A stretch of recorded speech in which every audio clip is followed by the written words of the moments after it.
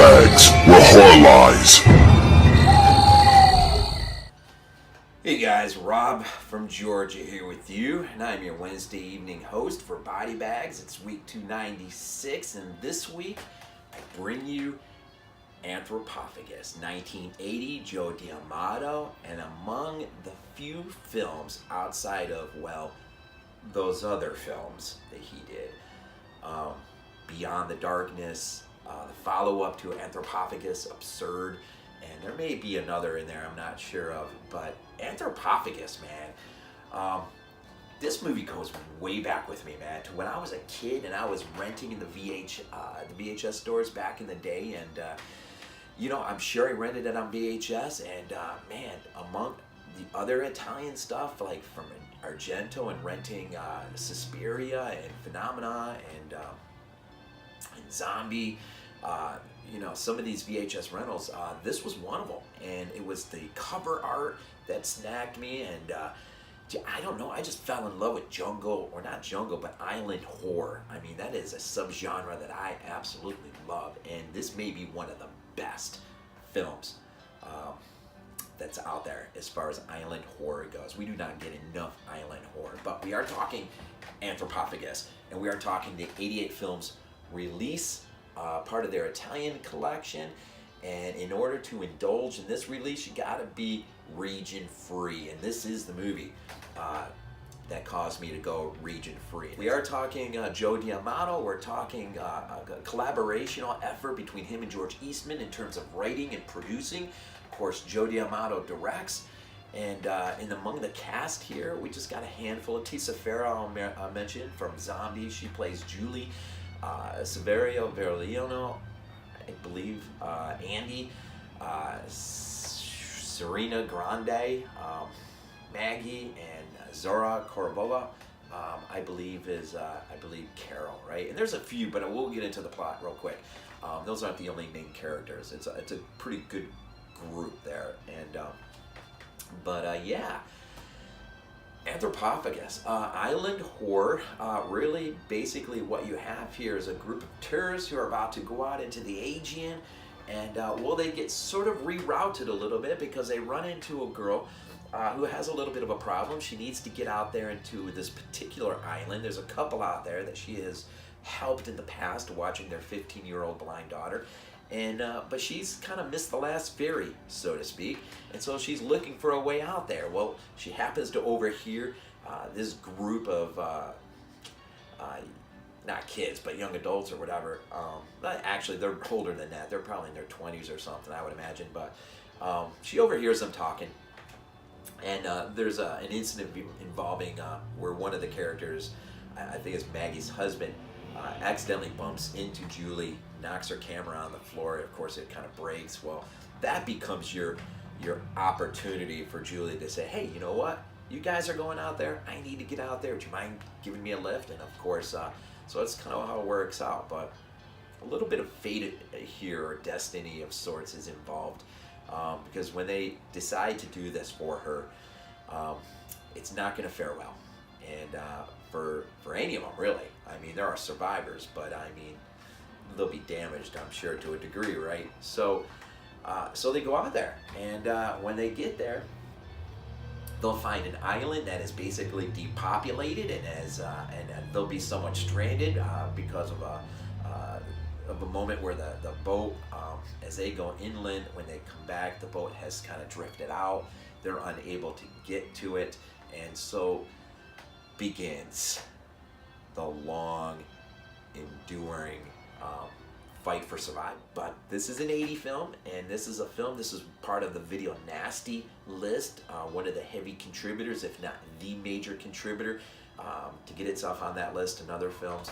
And really, I mean, we call them Video Nasties, but you go back and watch some of these films, and it's not like, I don't know, I don't see it, except for there's one scene towards the end, which I guess is all you need. And most of you probably already know what that scene involves. All I'll say is, without really spoiling anything, it involves Maggie, who happens to be pregnant, and it is a scene that is quite shocking, or can be shocking upon first view. Really, without drawing out the whole film, I mean, there is a few interesting moments in here where Carol, who is Andy's sister, you've got a group, there's about 5 or 6 of them, and Carol's into the whole tarot card reading thing, and of course they're on the boat on their way out, and she's reading the future for Maggie, and it's not a good one, and so there's this scene that involves her sort of stumbling over herself, and but Julie, who happens just to be right there, sort of kind of kicks into gear and sort of fills in for her in a way that seems to make it not seem so bad, and so they kind of get left off the hook, but Carol can't let go of the feeling that something really bad. Now there's a moment too where she's at the edge of the boat and she's just kind of going through the cards, and I think it's just the idea that everything is sinking in, and the dread and the fear, and just the idea that something really bad is coming, and she can't shake it, and she just drops the tarot cards into the water, and it's like she's just I don't know, she just succumbs to the notion that she can't escape this fate that has met them. And once they're at the island and disembark, I mean, it begins right away with Maggie, who's pregnant, who injures her ankle, has to stay back with the boat, as the others walk with Julie inland to kind of find her friends. They find the island pretty depopulated, but while they're in there, the Anthropophagous, of course, who's been watching them sort of arrive, he goes out to the boat where there's only Maggie and the guy who actually owns the boat, and deals with them to a point. And so when the others do get back, the boat is sort of off drift and they can't get to it, so they have to stay. And so what do? They go find Julie's friend's house. Of course, no one is there, and as things rapidly begin, I would say, you know, once you get to the point where it's nighttime and they're at Julie's friend's house, that's where, right up to there, it is a pretty slow burn. But I would say right about that point, things really begin to pick up a bit. Maybe not enough for some, but for me, it's the whole film really feels like it's a slow burn film. But it's worth it because the payoff is really, really great. And there's a lot of stuff going on in here that just comes out that, whether it's the flashback with George Eastman's character and how he arrives at that point where he becomes what he becomes, is just tragic. I mean, the whole scene as it plays out for you is a flashback. While the flashback may be somewhat misplaced, it's a little awkward, it works nonetheless, I think, and you really start to understand. And others, it's almost, in a way, it's almost kind of like a Scooby-Doo type in terms of the mystery that is unraveling. And I thought Joe D'Amato, for someone who really didn't involve himself in a lot of the complexities of filmmaking in terms of regular film, I thought, be it accidental or purposeful, there's an interesting arc here, and there's a lot of interesting depth in terms of this mystery that shrouds this island, and yeah, there's some questions with the narrative, with the plot, and some consistency, and I don't know if it's necessarily plot holes, but there's a little inconsistency in terms of, well, why didn't this happen, or could have this happened, or as the island is being terrorized by this lunatic, how is it that they don't react enough to basically put this guy down or hunt him down, somehow, some way? There's a moment when they come across, there is a girl on the island, well, there's at least 2 people on the island, not including the Anthropophagous, but one who ends up being the sister of George Eastman's character in the film. And she makes a decision late that is really awkward in a way and not really explained. I guess you just got to make some assumptions that maybe she was just at the end of her rope, no pun intended. And so when she takes this action to herself, she basically robs them of any real explanation of what took place, which is not really explained well. But they do uncover certain characters, and the group will uncover as the movie moves forward towards the end. they'll eventually realize and understand most to the point what is going on and what is happening and what they've been sort of fallen into. Now there's a, I mean, you know, with this kind of film, there's a few moments in it that just stick with you. I mean, for me, I have one particular scene, well, two, when they find the young 15-year-old girl. There's a great moment, and it's a great scare moment. I'm not going to really detail it, but it involves her, and it is one of the classic scenes of any horror film. I absolutely love that scene. For those of you who've seen it, you know what I'm talking about, and it is great. It's done well. And there's other this movie is very atmospheric. The nighttime shots, you know, through the rainstorm that is in, and it just has a really sort of claustrophobic kind of atmospheric. Dude, you're stuck on an island, you can't go anywhere, and you got this lunatic who it can be anywhere, anytime, and you don't understand what's going on, and suddenly, one by one, you're being picked off. And, you know, that's just my kind of movie. I mean, that is, and when it's island horror, and there's nowhere for you to go. And so, you know, but the scene that I'm thinking of towards the very end is you're moving towards your finale, your climax.